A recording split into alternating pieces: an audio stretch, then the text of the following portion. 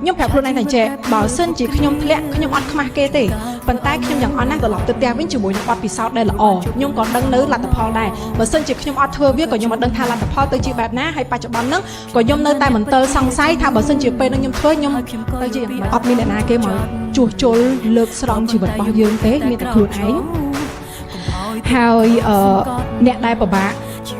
យកឈ្នះជាងគេគឺខ្លួនឯងចឹងខ្ញុំគិតថាបើសិនជាយើងអាចយកឈ្នះខ្លួនឯងយើងអាចយកឈ្នះអីគ្រប់យ៉ាងបានទាំងអស់នៅលើលោកនេះហើយបើសិនជាយើងជឿលើខ្លួនឯង